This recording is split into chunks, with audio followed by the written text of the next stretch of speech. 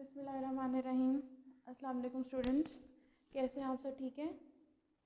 6th class. आज हम अपना दिसंबर प्लान स्टार्ट करेंगे। आज हमारा फर्स्ट लेक्चर है और आज हम अपने चैप्टर नंबर 5 की the land and agriculture in Pakistan and south Asia, ये जो हमारा चैप्टर है दिसंबर प्लान का, उसकी रीडिंग करेंगे। सबसे पहले रीडिंग करने के बाद हम जो है नेक्स्ट लेक्चर में अपना कॉपी वर्क करेंगे।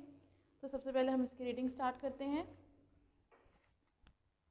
सबसे पहला जो कंट्री उन्होंने बताया है वो कौन सा? पाकिस्तान। ठीक है, हम अपने मुल्क का पढ़ते हैं कि हमारे मुल्क में लैंड कैसा है, एग्रीकल्चर वहाँ का कैसा है। Most of Pakistan has a warm और hot climate with fairly little rainfall. वो कहते हैं पाकिस्तान, ज़्यादातर जो पाकिस्तान का हिस्सा है या ज़्यादातर पाकिस्तान में जो है वो मौसम क्या रहता है? गर्म रहता है। विद फेयरली लिटिल रेनफॉल, और बहुत ही वहाँ पर एवरेज किस्म की जो है वो रेनफॉल होती है। Nearly 60% of the country is dry और too mountainous to grow crops. वो कहते हैं कि 60% के करीब जो मुल्क है वो हमारा खुश्क है या फिर बहुत ज़्यादा पहाड़ी इलाका है कि और वो इस काबिल नहीं है कि वहाँ पर हम कोई क्रॉप्स जो हैं वो उगा सकें। Where there is water either from rain or more usually from irrigation, much of the soil needs large amount of fertilizers for better crop। वो कहते हैं कि जितना भी पानी है वो इरिगेशन के लिए यूज़ हो जाता है, लेकिन फिर भी जो है वो सॉइल को, मिट्टी को जो है वो बहुत सारी बड़ी तादाद में जो है फर्टिलाइज़र्स की ज़रूरत होती है, यानी खादों की ज़रूरत होती है ताकि वो बेहतर क्रॉप जो है वो बना सकें। This is how the land is divided. ठीक है, अब उन्होंने आपको बताया कि पाकिस्तान में लैंड जो है वो किस किस तरह से डिवाइड किया गया है। आपके बोर्ड के ऊपर भी आपको नज़र आ रहा होगा कि वहाँ पर भी मैंने बना दिए। देखें, यहाँ फॉरेस्ट हमारे मुल्क में कितने हैं? 5%। सिर्फ 5% हमारे मुल्क में क्या है? फॉरेस्ट है। पुअर स्क्रब्स जो होते हैं, यानी जो झाड़ीदार एरिया होता है जो यूज़ में नहीं आता, वो हमारे मुल्क में कितना है? 16%। और एग्रीकल्चरल लैंड जो है, जहाँ पर ज़रख़ेज़, जहाँ पर हम खेती बाड़ी कर सकते हैं, ज़राअत का जो इलाका है, उसमें जो इरीगेटेड लैंड है, यानी जिसको वो जगह जिसको पानी फ्राहम होता है, जहाँ पर खेती बाड़ी की जाती है, वो हमारे में कितना? 37%। 37% हिस्सा हमारा इरीगेटेड है, यहाँ पर वहाँ पर पानी हमें मिलता है, और आधा हिस्सा हमारा वो है जहाँ पर हमें पानी नहीं मिलता है, लेकिन वो क्या है? एग्रीकल्चरल लैंड है। और जो बाकी का है वो हमारे 42% में क्या है? माउंटेन्स और डेजर्ट। 42% इलाके के अंदर हमारे पहाड़ हैं और सहरा है पाकिस्तान में। ठीक है, ये पाकिस्तान का लैंड चार्ट है, इसमें बताया गया है। फॉरेस्ट कितने? 5%। पुअर स्क्रब्स जो हैं, झाड़ीदार इलाके जो हैं जो यूज़ में नहीं आते, वो हमारे 16% है। एग्रीकल्चरल लैंड हमारा 37% है, और माउंटेन्स और डेजर्ट हमारे मुल्क में कितने? 42% लैंड को जो है उन्होंने कवर किया गया है। सबसे पहले हम पढ़ते हैं irrigation. Pakistan is Fairlie a dry country. कहते हैं पाकिस्तान जो है वो एक खासा गर्म मुल्क है। The rainfall itself is not enough to support good agriculture. वो कहते हैं खाली जो बारिश है वो इतनी अच्छी नहीं होती एग्रीकल्चर के लिए, मतलब काफ़ी नहीं है कि सिर्फ बारिश के पानी से ही जो है वो हम लोग ज़राअत का काम पूरा कर सकें। फॉर्चुनेटली, खुशकिस्मती से, farming is saved by the wonderful system of irrigation. कहते हैं कि खुशकिस्मती से फार्मिंग जो है, खेती बाड़ी का जो काम है, वो हमारा बहुत अच्छा इरिगेशन का जो सिस्टम है, यानी हमारी जो खेती बाड़ी वाली जगह उनमें जो पानी पहुंचाने का जो एक सिस्टम है वो बहुत अच्छा है। Which is based on the river Indus and it tributaries. कहते हैं कि वो उसके से किस चीज़ पे वो बेस करता है? रिवर इंडस पे, यानी रिवर इंडस से जो है वो हमें पानी जो है हमारी जो एग्रीकल्चरल लैंड है वहाँ तक जाता है, और उसकी जो ट्रिब्यूटरीज हैं, यानी उसकी जो मुख्तलिफ किस्म की ब्रांचेज हैं, शाखें हैं, उनसे जो है पानी हमारा एग्रीकल्चरल लैंड की तरफ जाता है। 3/4 of the farm land has to be irrigated to get good crop. तो कहते हैं कि फार्म लैंड जो खेती बाड़ी के इलाके होते हैं उसके 3/4 जो है ना वो इरीगेटेड टू गेट क्रॉप, उनको इस तरह से इरीगेट किया जाता है ताकि हमें अच्छी फसल हासिल हो सके। In the past, the river flooded uncontrollably when snow melted in the snows in the mountains to the north and water rushed down the plains। वो कहते हैं कि इन द पास्ट, माजी में क्या होता था? जब पहाड़ों के ऊपर से नॉर्थ में, जो नॉर्थ का एरिया है हमारा, वहाँ पे जहाँ पे पहाड़ है, वहाँ पर जब बर्फ़बारी होती थी और उसके बाद जब बर्फ़बारी मेल्ट हो जाती थी तो वो क्या होता था? And water rush down the plains destroying thousands of homes and drowning many people. वो क्या करते थे? पहाड़ से पानी जो है वो सीधा जो है वो प्लेन्स एरिया जो होते थे, जो सीधे और हमवार इलाके होते थे, उनकी तरफ वो बढ़ता था और वहाँ पे क्या होता था, उसकी वजह से जो रिवर्स होते थे, दरिया जो होते थे वो भर जाते थे और उनको कंट्रोल करना जो है वो मुश्किल हो जाता था, और इसकी वजह से बहुत सारे हज़ारों घर जो होते थे वो डूब जाते थे, और जो हज़ारों बंदे होते थे वो भी उसके पानी के अंदर डूब जाते थे, यानी हमारा वहाँ पर सैलाब आ जाता था। Today, huge dams have been built across deep valleys in the north to hold back the water during flood time and to huge store it in huge lakes. वो कहते हैं आजकल क्या कहते हैं, बड़े बड़े जो हैं वो डैम्स बना दिए गए हैं नॉर्थ की तरफ, ताकि जो है पानी जब हमारा मेल्ट होकर नीचे आता है तो वो डायरेक्ट जो है वो वैलीज में ना जाए या डायरेक्ट जो है वो प्लेन्स एरिया में ना जाए। वहाँ पर उन्होंने क्या किया, डैम्स बना दिए, ताकि एक तो हम पानी को हम स्टोर कर सकें और दूसरा उसी पानी को हम अपनी इरिगेशन के लिए भी यूज़ कर सकें। इस तरह जो है वो उन्होंने डैम्स के साथ जो बैराज बने होते हैं वो भी एक किस्म के डैम टाइप ही होते हैं, वो भी बना दिए गए हैं ताकि पानी को वो कंट्रोल कर सकें। उसके बाद है फॉरेस्ट, ठीक है। Less than 5% of Pakistan is now forest. वो कहते हैं पाकिस्तान का अब 5% से भी कम हिस्सा जो है वो फॉरेस्ट के ऊपर यानी जंगलात के ऊपर मुश्तमिल है। In the past much of the country was covered with trees but most of these have been cut down long ago for firewood और बिल्डिंग। कहते हैं कि पास्ट के अंदर, माजी के अंदर हमारे जो मुल्क में बहुत सारे ट्रीज़ होते थे, हमारा मुल्क जो है वो ट्रीज से ढका होता था, लेकिन फिर क्या हुआ, आहिस्ता आहिस्ता वही दरख्त जो है वो उन्होंने काट दिए फायरवुड के लिए, लकड़ियाँ जलाने के लिए, और कुछ जो है वो बिल्डिंग्स में इस्तेमाल करने के लिए। The most important remaining forest are in north. और कहते हैं कि जो बहुत ज़्यादा ज़रूरी फॉरेस्ट जो हमारे बच गए हैं वो कहाँ पर हैं, नॉर्दर्न एरिया जो है वहाँ पर हैं, ठीक है।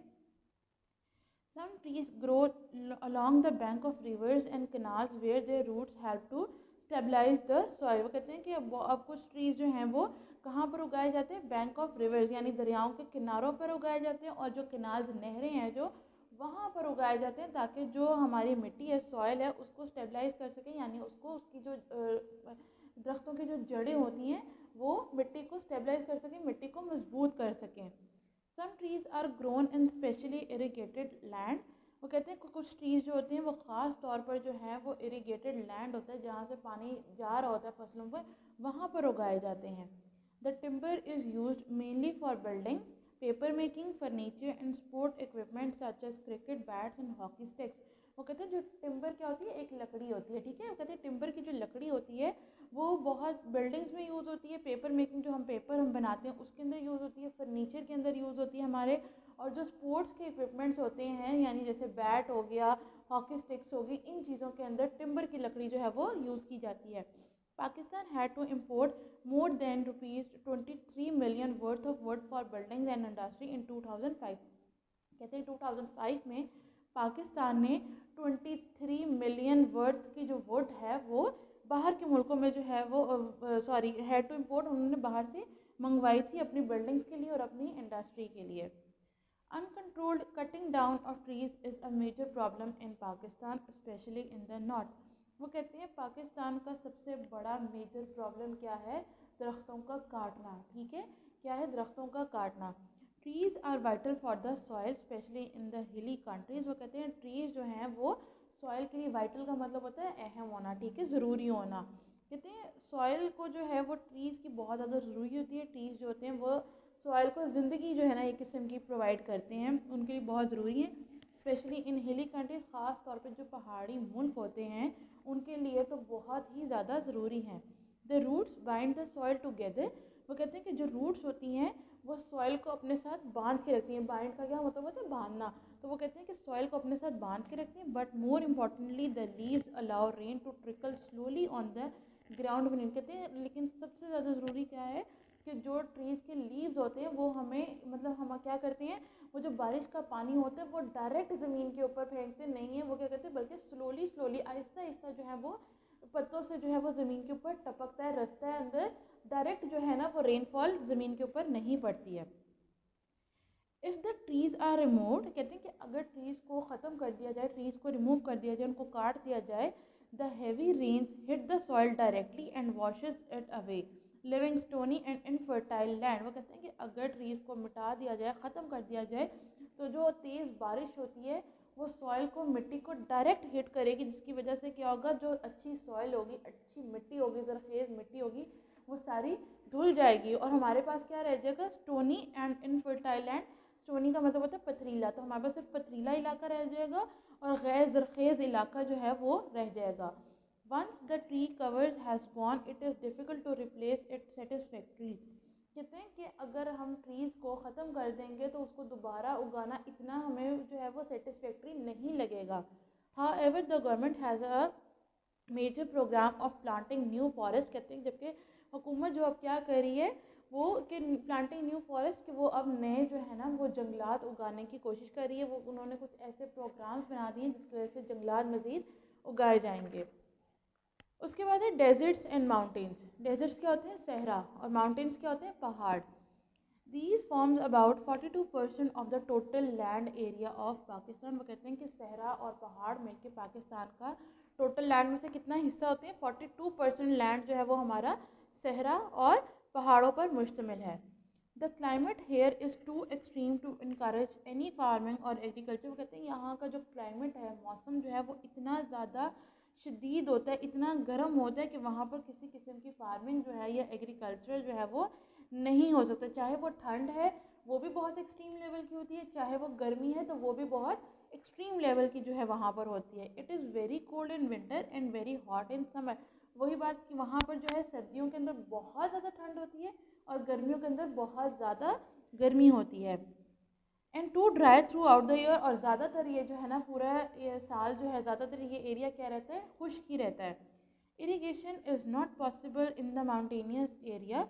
वो कहते हैं जो इरीगेशन होती है यानी फसलों तक पानी पहुंचाने का जो अमल होता है, पूरा प्रोसेस होता है इरीगेशन का, वो माउंटेनियस एरिया यानी पहाड़ी इलाकों में नामुमकिन होता है। And the ground is not fertile. और जो वहाँ की ग्राउंड होती है, ज़मीन जो होती है वो भी फर्टाइल यानी ज़रख़ेज़ नहीं होती है। इन सम प्लेसेस स्पेशली द थल डेजर्ट ऑफ द पंजाब।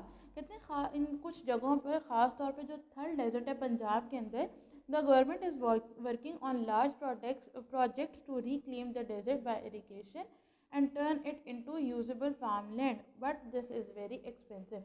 वो कहते हैं कि अब जो थर्ड डेजर्ट है पंजाब के अंदर, वहाँ पर गवर्नमेंट अपनी कोशिश कर रही है कि बड़े बड़े प्रोजेक्ट्स लगाए जाएँ ताकि डेजर्ट में भी जो है वो इरीगेशन जो है वो हो जाए और क्या हो, और फिर उस जगह को जो है वो फार्म लैंड में तब्दील कर दिया जाए ताकि उस जगह को भी इस्तेमाल में लाया जा सके। But this is very expensive. लेकिन ये जो काम है ये बहुत ज़्यादा क्या है, महंगा है, बहुत ज़्यादा एक्सपेंसिव है।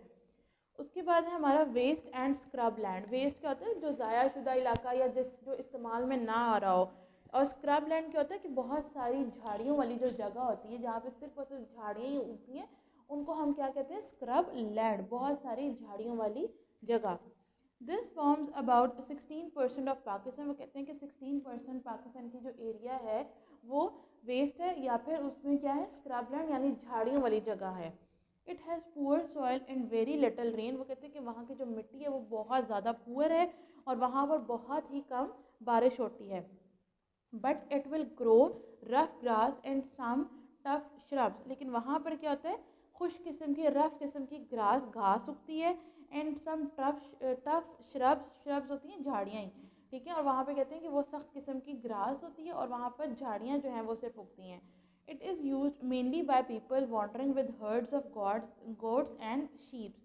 वो कहते हैं ये ज़्यादातर एरिया जो है वो कौन इस्तेमाल करता है, कि जो लोग जो हैं वो वॉन्डरिंग यानी घूमते फिरते हैं अपने रेवड़ के साथ, यानी अपनी भेड़ बकरियों को लेकर जो घूमते फिरते लोग हैं, वो जो हैं इस एरिया को यूज़ करते हैं।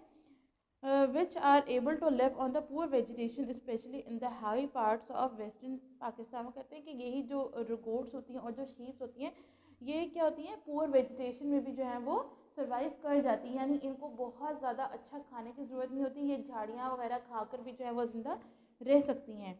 The government is trying to discourage people from wandering with their flocks and herds specially goats into agriculture areas. वो कहते हैं कि अब जो है वो गवर्नमेंट कोशिश कर रही है कि लोगों को डिस्करेज किया जाए कि आप लोग यहाँ पर जो है अपने ख़ास तौर पे अपने हर्ड्स को लेकर, अपने रेवड़ को लेकर इस एरिया में ना लेकर आएँ ताकि वो जो लैंड है वो एग्रीकल्चर के लिए यूज़ किया जा सके। These tough sheeps however do have one advantage. वो कहते हैं कि इन शीप्स का, इन भेड़ बकरियों का सिर्फ एक ही फ़ायदा है। एडवांटेज क्या होता है, फ़ायदा। Their coarse hardy wool is excellent for making carpet. उनकी जो मोटी और सख्त किस्म की ऊन होती है वो कालीन बनाने के लिए, कारपेट्स बनाने के लिए जो है वो बहुत अच्छी होती है। उसके बाद है हमारा फार्म लैंड। फार्म लैंड क्या होता है? खेत की ज़मीन, यानी खेतों जहाँ पर हम खेत उगाते हैं उस ज़मीन को हम क्या कहते हैं? Farm land.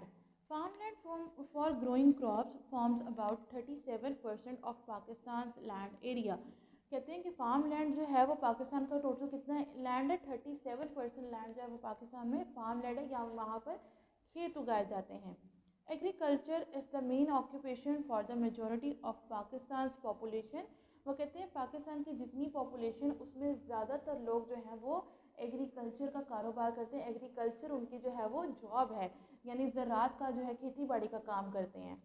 Agricultural products either raw material such as cotton, rice and fruits और goods made from them, clothes, clothing, toweling, drugs, footwear and sport equipment made up about 85% of the total values of Pakistan. और कहते हैं कि वही चीज़ें agriculture products होती हैं, चाहे वो रॉ मटेरियल्स क्यों ना हो, चाहे वो कॉटन हो गई, चावल हो गए, फल हो गए, या फिर जो है ना क्लोथिंग की जो मटेरियल्स होते हैं, कपड़ों के जो होते हैं, जैसे टॉवल्स हो गए हैं, रग्स होते हैं, फुटवेयर पाँव में पहनने वाली जो चीज़ें होती हैं, या स्पोर्ट्स इक्विपमेंट होती हैं, वो पाकिस्तान जो है ना वो एक्सपोर्ट करता है। यानी दूसरे मुल्कों में 85% जो पाकिस्तान ये सारी चीज़ें हैं वो क्या करता है? दूसरे मुल्कों को बेचता है, उनको एक्सपोर्ट करता है। Over 2/3 of the population lives in the countryside. वो कहते हैं 2/3 पॉपुलेशन जो है ना वो हमारी कहाँ पर रहती है? कंट्री साइड, यानी दही इलाके जो हमारे होते हैं, देहात वगैरह होते हैं, गाँव वगैरह होते हैं, वहाँ पर रहते हैं। And almost half the work force is employed in agriculture. और कहते हैं कि वहाँ के ज़्यादातर लोग जो हैं वो खेती बाड़ी का काम करते हैं। अच्छा, ये तो हमारा पाकिस्तान का था। अब हम आगे जो डिफरेंट साउथ एशियन कंट्रीज़ हैं उनके बारे में पढ़ते हैं। सबसे पहले है इंडिया। ठीक है, कि इंडिया का जो लैंड है और उसका क्लाइमेट जो है वहाँ पर कैसा है। India is also a mainly agricultural country. वो कहते हैं कि इंडिया भी जो है वो एक तरह का एग्रीकल्चरल कंट्री है, यानी ज़रूरी मुल्क है। The western part of India is dry hot desert country with sparse vegetation. कहते हैं कि जो इंडिया का वेस्टर्न पार्ट है वो बहुत ज़्यादा खुश्क है, गर्म है। वहाँ पर जो है ना वो क्या होता है? डेजर्ट कंट्री है, सहराई इलाका है, और वहाँ पे क्या है? स्पार्स वेजिटेशन, कि वहाँ पे जो वेजिटेशन होती है वो बहुत कम मिकदार में, स्पार्स का मतलब होता है कम मिकदार में। ठीक है, वहाँ पर वेजिटेशन बहुत कम मिकदार में होती है। The western coast of the Indian peninsula is a hilly area is known as the Western Ghats. कहते हैं कि इंडिया का जो वेस्टर्न एरिया है, यानी जो जजीरा नुमा इंडिया का हिस्सा है वेस्टर्न साइड पर, वो क्या, वो एक पहाड़ी इलाका है। The Ganga delta two the east is again a fertile area with dense vegetation. और कहते हैं कि जो गंगा जो उनका वहाँ पर रिवर है, वहाँ की जो ज़मीन है वो जो एरिया है वो क्या है? फर्टाइल है, यानी ज़रखेज़ इलाका है, और वहाँ पर बहुत ज़्यादा वेजिटेशन खेती बाड़ी की जाती है।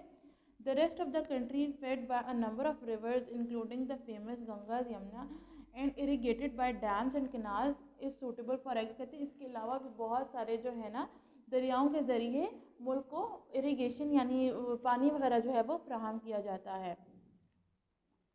The coastal areas of India high round produce a large quantity of coconuts. वो कहते हैं कि जो साहिली इलाका है इंडिया के, वो वहाँ पर क्या बहुत ज़्यादा बड़ी मिकदार में जो है वो कोकोनट्स जो होते हैं, नारियल जो होते हैं, वो पैदा किए जाते हैं, वहाँ पर उगाए जाते हैं। उसके बाद है हमारे पास Bangladesh. The lower eastern Himalayan foot hill from the northern part of Bangladesh. वो कहते हैं हिमालय की जो ईस्टर्न साइड है वो क्या करते हैं? Form northern part of Bangladesh, और वो बांग्लादेश का नॉर्दर्न पार्ट कहलाता है। These are ideal for growing trees. वो कहते हैं कि वो एरिया जो है बांग्लादेश का, वो टी जो है वो उगाने के लिए, यानी चाय उगाने के लिए बहुत मिसाली है। Naturally heavily forest, this region is also good source of timber. वो कहते हैं कि यहाँ पर बहुत सारे जंगलात हैं, जिसकी वजह से ये जो है वो एक टिम्बर जो लकड़ी है हासिल करने का एक बहुत अच्छा ज़रिया है। The climate is hot and humid. वहाँ पर जो है उनका क्लाइमेट जो होता है वो हॉट होता है, गर्म होता है, और ह्यूमिड यानी नमी का होता है। Crisscross by the rivers bringing down fertile soil, this region produce the major crops of rice and jute in abundant quantity. वो कहते हैं crisscross by the rivers, कि रिवर्स की जो जिग जैग वाली फॉर्म है वो क्या करती है? फर्टाइल सॉइल जो है वो बनाती है। This region produce major crops of rice and jute, और यहाँ पर ये वाला जो रीजन है, ये वाला जो उनका इलाका है, वहाँ पर राइस जो है, चावल जो है वो बहुत ज़्यादा क्वांटिटी में होते हैं। However, this region is prone to natural disaster. There are floods which causes damage to farmlands and crops, and cyclones which result in loss of life and property. कहते हैं जबकि यही इलाका जो बांग्लादेश का है वो नेचुरल डिज़ास्टर यानी कुदरती आफात का भी शिकार सबसे ज़्यादा होता है। यहाँ पर जो है वो सैलाब बहुत ज़्यादा आते हैं, जिसकी वजह से जो फार्म लैंड होते हैं और जो क्रॉप्स होती हैं वो तबाह हो जाती हैं, और यहाँ पर जो है वो साइक्लोन्स भी बहुत आते हैं, जिसकी वजह से बहुत सारी ज़िंदगियाँ जो हैं वो तबाह हो जाती हैं, और बहुत ज़्यादा लोगों की जो प्रॉपर्टीज़ होती हैं वो भी तबाह हो जाती हैं। उसके बाद है Nepal and Bhutan. Nepal and Bhutan are both landlocked countries in the lower Himalayan range. कहते हैं कि नेपाल और भूटान जो है वो आपस में लैंड लॉक कंट्री यानी ऐसे कंट्रीज़ हैं कि जिनका कोई बॉर्डर, आपस में कोई बॉर्डर नहीं है, या कोई जो है ना वो उनका सी की तरफ कोई बॉर्डर नहीं है, बहुत साथ साथ जो है वो कंट्रीज़ हैं। This region is popular destination for mountaineers and tourist. कहते हैं कि यहाँ पर जो है ना क्या है, माउंटेन्स जो हैं वो बहुत ज़्यादा हैं, जिसकी वजह से वो जो है एक पॉपुलर डेस्टिनेशन, फेमस किस्म की एक डेस्टिनेशन है टूरिस्ट के लिए। The Nepal is home to the world's highest mountain Mount Everest. कहते हैं कि नेपाल जो है ना वो दुनिया के सबसे ऊंचे पहाड़ का क्या है, घर है, और सबसे ऊंचा पहाड़ कौन सा है, माउंट एवरेस्ट है। The country is heavily forested producing a large quantity of timber. और कहते हैं यहाँ पर भी जो है वो बहुत ज़्यादा टिम्बर की लकड़ी जो है वो पाई जाती है।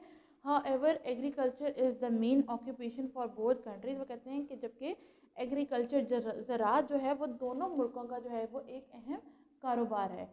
लास्ट है हमारा श्रीलंका। श्रीलंका क्या है, this pear shaped island lies of the south eastern coast of the Indian peninsula. कहते हैं नाशपाती की ये शक्ल का ये जो एक जजीरा है, जो हिंदुस्तान नुमा जजीरा जो है वो जनूब मशरकी साहिल पर वाक़ है। ठीक है, कि नाशपाती की शक्ल का ये एक जजीरा है, और ये जजीरा कहाँ पर है, कि जजीरा नुमा जो हिंदुस्तान है, इंडियन पेनिनसुला जो है, वहाँ पर उसके जनूब मशरक में यानी साउथ ईस्ट पर वाक़ है। Close to the equator, Sri Lanka has a hot, humid climate which with high rainfall. वो कहते हैं कि श्रीलंका जो है वो इक्वेटर के बहुत ज़्यादा क्लोज है, जिसकी वजह से वहाँ का जो टेम्परेचर है वो बहुत ज़्यादा हॉट होता है, और वहाँ का टेम्परेचर जो होता है वो बहुत ज़्यादा नमी वाला होता है, जिसकी वजह से वहाँ पर बहुत ज़्यादा रेनफॉल भी होती है। The land is similar in composition to the south Indian having heavy vegetation and forest. कहते हैं कि ये जो यहाँ का लैंड है वो भी साउदर्न जो इंडिया है उसी तरह के, जहाँ पर बहुत ज़्यादा जंगलात है और जहाँ पर बहुत ज़्यादा वेजिटेशन की जाती है। The lower areas are fertile for agriculture and the central region is hilly. वो कहते हैं कि जो लोअर एरियाज़ हैं श्रीलंका के वो क्या हैं, फर्टाइल हैं यानी ज़रखेज़ हैं, और जो बाकी सेंट्रल रीजन है यानी उसके दरमियाने जो इलाके हैं वो क्या हैं, पहाड़ी इलाके हैं। Sri Lanka's main crops are tea and rubber. वो कहते हैं श्रीलंका की जो मेन क्रॉप है वो कौन सी है, टी यानी चाय है, और रबर है। ठीक है, Sri Lanka was fairly affected by the tsunami in the Indian Ocean in December 2004। कहते हैं श्रीलंका जो है वो इंडियन ओशन में जो सुनामी आया था 2004 में दिसंबर में, उसकी वजह से उस पर बहुत ज़्यादा बुरा असर पड़ा था, बहुत ज़्यादा इफेक्ट हुआ था उस पर।